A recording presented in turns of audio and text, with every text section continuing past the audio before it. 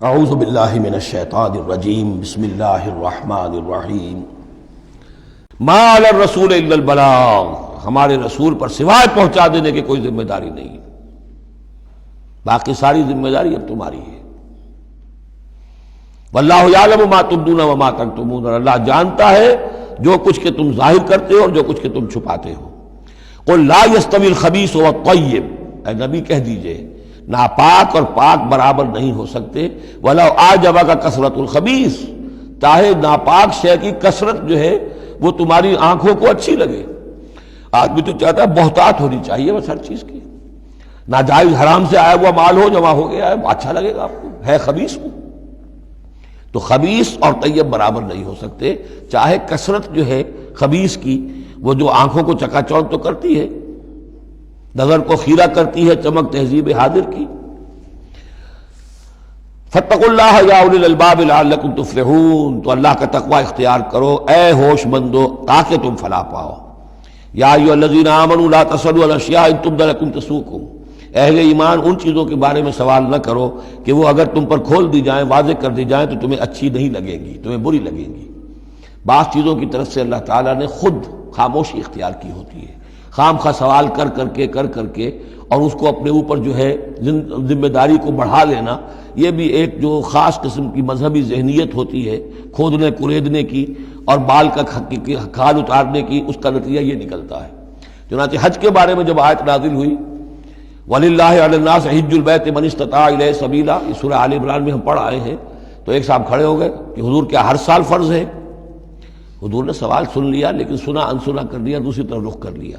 اب وہ ادھر تشریف لے آئے، حضور کیا ہر سال فرض ہے؟ حضور نے پھر جو ہے اس سے اغماض برتا، پھر آپ نے رخ موڑ لیا، تیسری مرتبہ پھر آپ ناراض ہوئے کہ دیکھو اگر میں ہاں کہہ دوں تو قیامت تک کے لیے ہر سال حج فرض ہو جائے گا۔ جس چیز کے اندر اللہ تعالیٰ نے اجمال رکھا ہے اس میں تمہاری اس میں بہتری ہے، جو شخص ہر سال کر سکتا ہو کرے، لیکن یہ کہ فرضیت جو ہے اس کے ساتھ ہر سال کی قید اللہ نے نہیں لگائی۔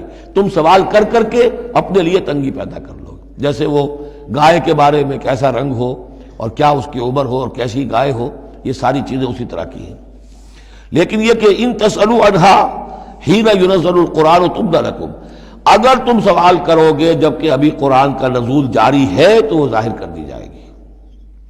اللہ تعالیٰ نے اپنی حکمت کے تحت اس کے اوپر پردے ڈالے ہوئے ہیں، وہ سمجھتا ہے کہ اس میں تمہارے لیے تنگی ہو جائے گی، بہت زیادہ ہو جائے گا، لیکن اگر سوال کرو گے تو پھر وہ ظاہر کر دی جائے گی۔ عفا اللہ عنہا، اللہ تعالیٰ نے اس میں درگزر سے کام لیا ہے، تو پر نرمی کی ہے، یہ کسی نسیان کی وجہ سے نہیں ہے، بھول کی وجہ سے نہیں ہے، غلطی کی وجہ سے نہیں ہے، معاذ اللہ۔ واللہ غفور حلیم، اللہ غفور ہے اور حلم والا ہے۔ قد سألها قوم من قبلکم ثم اصبحوا بها کافرین، تم سے پہلے کی قوم یہ اہل کتاب جو ہے اسی قسم کے سوال کرتے رہے اور پھر یہ کہ وہ اس کے انکار کرنے والے بن گئے۔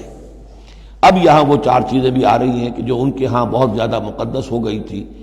ما جعل اللہ من بحیرۃ ولا صائبۃ ولا وسیلۃ ولا حام،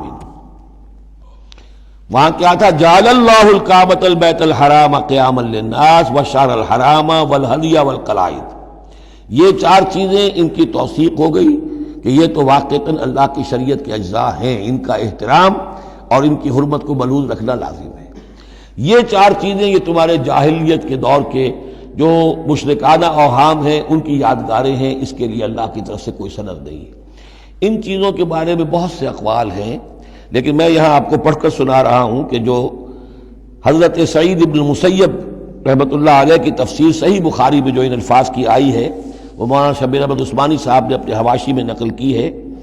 بحیرہ، جس جانور کا دودھ بتوں کے نام کر دیتے تھے کوئی اپنے کام میں نہ لاتا تھا۔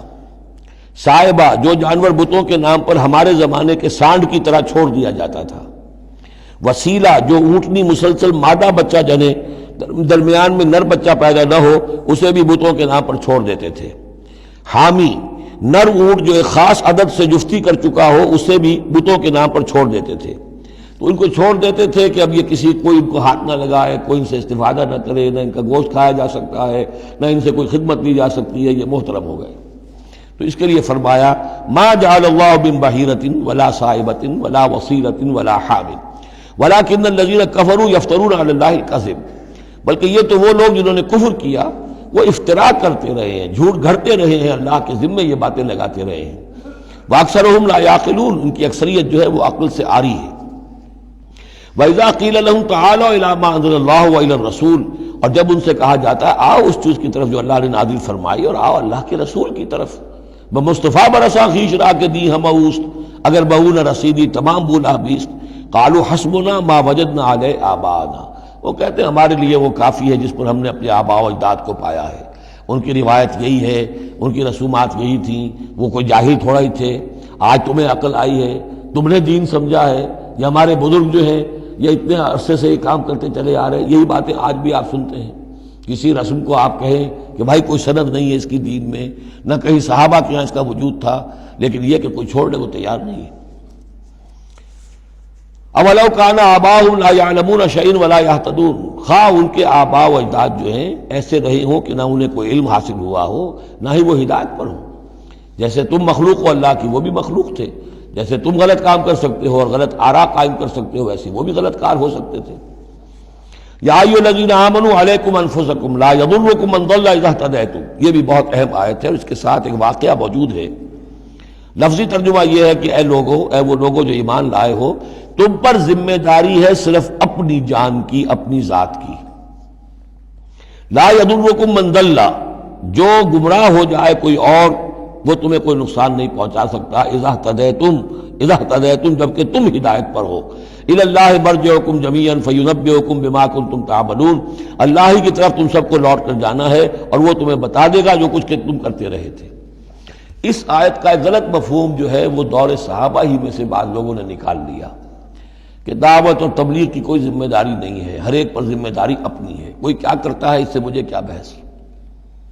دیکھو قرآن میں لکھا ہوا ہے یا ایھا الذین آمنوا علیکم انفسکم، مجھے اپنا عمل درست رکھنا ہے، باقی کوئی اور غلط کام کرتا ہے میں خام خواہ اسے روکوں ٹوکوں ناراضی مول لوں، نہی عن المنکر امر بالمعروف، اس کی کوئی ذمہ داری نہیں ہے۔ قرآن کہہ رہا ہے علیکم انفسکم لا یضرکم من ضل اذا اہتدیتم، اگر تم ہدایت کے اوپر ہوگے، صحیح راستے پر ہوگے، تو کوئی کتنا ہی گمراہ ہو جائے اس کا تمہیں کوئی نقصان نہیں۔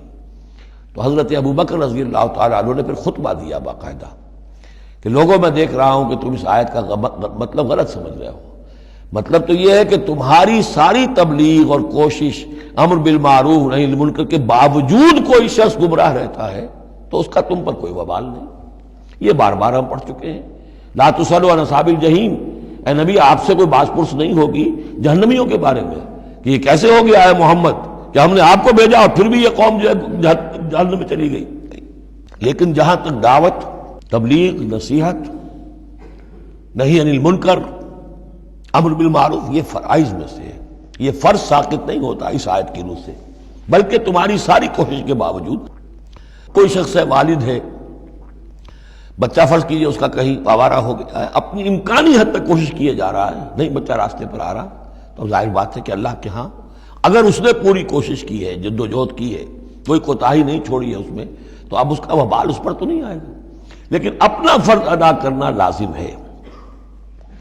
یا ایھا الذین آمنوا علیکم انفسکم لا یضرکم من ضل اذا اہتدیتم الی اللہ مرجعکم جمیعا فینبئکم بما کنتم تعملون، تو تم سب کو لوٹ کر جانا ہے اللہ ہی کی طرف، اور پھر وہ تمہیں جتلا دے گا جو کچھ کہ تم کرتے رہے تھے۔